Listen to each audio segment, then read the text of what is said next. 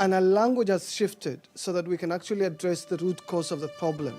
And for 35 years of international climate negotiations, we've avoided the elephant in the room, fossil fuels.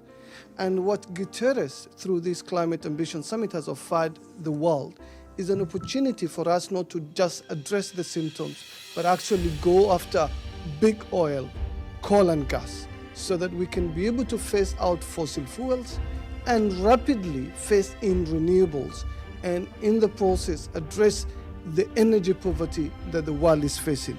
There's no denying that the energy transition is going to be a daunting challenge, but it's also a huge opportunity with potential to transform our global economy and our global society. Now, I want you to imagine an industrial revolution that is not built on the backs of slavery, that is not built on exploited labor, but on innovation that allows us to be able to tap the sunshine, the wind, the hydropower, and the geothermal power that exists across the world.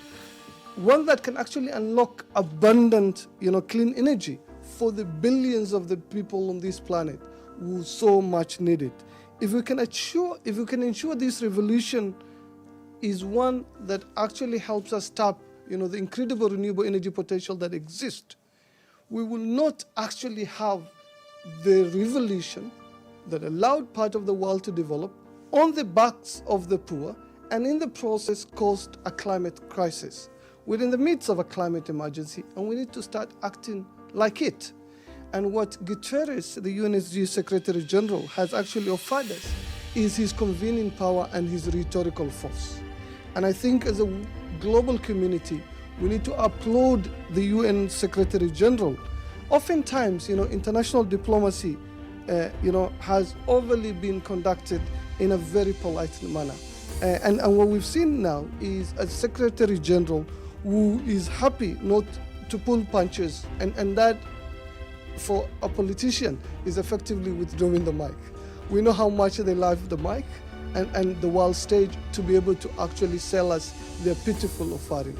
And this strategy that the UN Secretary General has employed in New York this time is effectively deny the mic to every country that has nothing to offer. Now they have to earn the right to speak to the world by actually offering more credible, more ambitious, climate action. There's two parts to the climate challenge. One is us effectively stop digging oil, coal, and gas. The second part is for us to actually deal with the impact that the world is facing. We now face inevitable impact of climate change. Parts of the global south, and particularly the least developed countries, the small island states, are facing climate impact that exceeds their coping mechanism. And last year in Sharm el-Sheikh, the world agreed a loss and damage fund. And we need to bring that through so that we can offer assurance to the countries on the front line that when their coping mechanisms are exceeded, the international community will show up and be able to provide them the support they so much need. And that part of the equation, we didn't hear enough commitment, particularly from the leaders. And I think it's an opportunity for them to look back and realize there is only one way for the world. And that way is going to only be realized if we can be able to offer global solidarity so that the poorest and the most vulnerable who have contributed the least to the climate problem are going to be offered the opportunity to build their resilience, and on the back of that resilience be able to transition. I come from the continent of Africa. 600 million of us don't have electricity. The whole continent consumes less electricity than the city of New York. So a continent of 55 countries, 1.4 billion people consumes less electricity, less energy than the city of New York. 600 million Africans don't have electricity. 1 billion Africans don't have access to clean cooking. And that continent is also incredibly blessed with renewable energy. And so we're effectively choosing to chart a different path, a path that will help avoid Africa joining the league of big polluters. But to help harness that potential, the rich world will need to actually share finance and technology in a more generous way than they shared the COVID patent when we faced the COVID pandemic. We're dealing with an existential crisis, and we need all hands on deck. and we need the international community to realize parts of the world that haven't contributed to the problem and have majority of the population poor can actually contribute to the solution by leapfrogging. But they can't do that without finance, and they can certainly not do that without clean technology.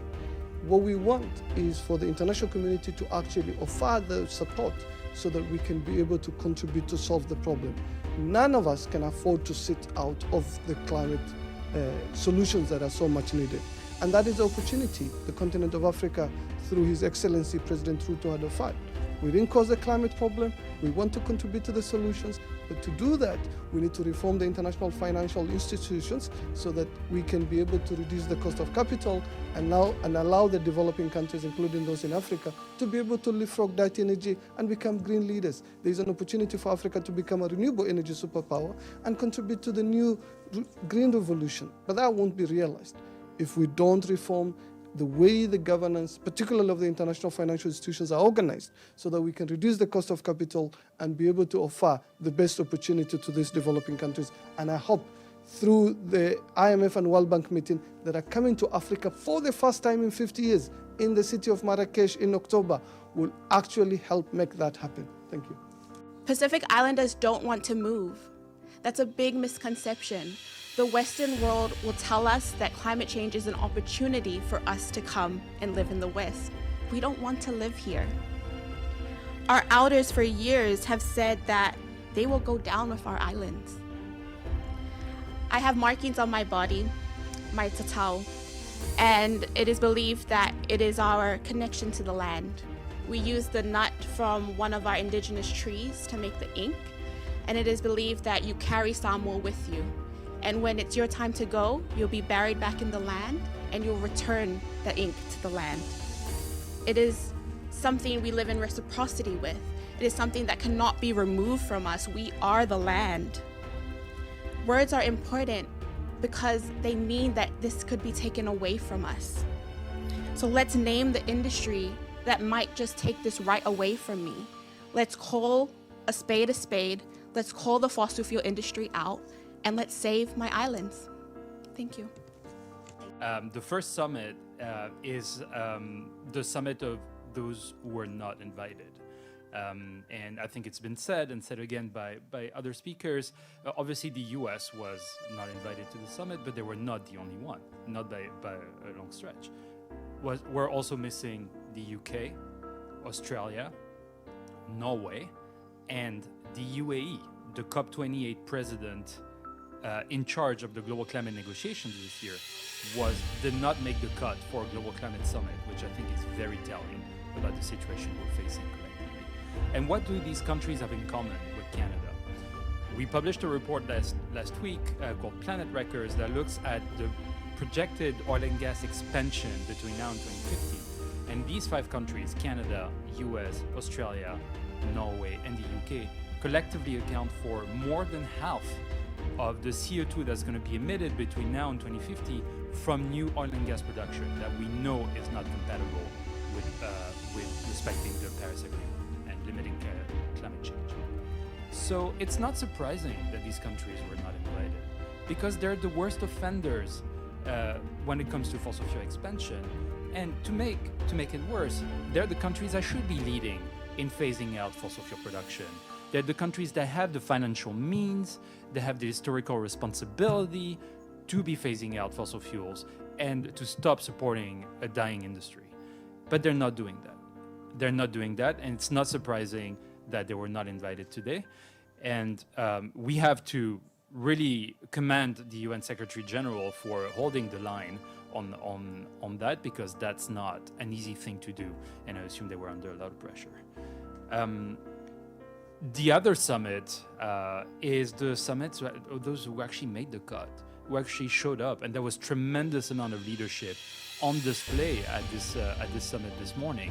We heard from Pacific countries calling for global phase-out of fossil fuels and battling the impacts of climate change on a daily basis and fighting for their survival. We heard from a number of presidents, prime ministers, state governors calling out the fossil fuel industry for driving the climate crisis, for being at the heart of the cascade of catastrophes that we've faced since the start of the year, and in many regions for years or even decades. And so, we've heard, Kenya talking about the aspiration of African countries to leapfrog towards a clean development pathway. And so, really, it's striking that the leadership that's coming, or that was on display at the summit, is primarily coming from global south countries. And that's a disgrace. That's a shame. It's really shameful for countries, for the 5 countries in particular that I quoted, to not make the cut and to leave the burden of climate leadership to those who are not responsible for this. So that's where we are today. And now where do we go from here, basically? Because that's what matters. We have 2 months until COP28 in Dubai, where countries will need to agree on a phase out of fossil fuels. That's the thing that the world expects from this climate conference. Hundreds of thousands of people have mobilized around the world over the past few weeks. There were 75,000 people marching for fossil fuel phase out in New York just a few days ago. And so if countries are not able to come together in Dubai to enact the end of the fossil fuel era, then we will have, then the UN system will have bigger problems on its hand and will lack credibility. So we really urge countries to find a way to find an agreement in Dubai and to work really hard and go back to the drawing board at the national and international level to make sure that what we saw today is not replicated in 2 months in Dubai. Thank you.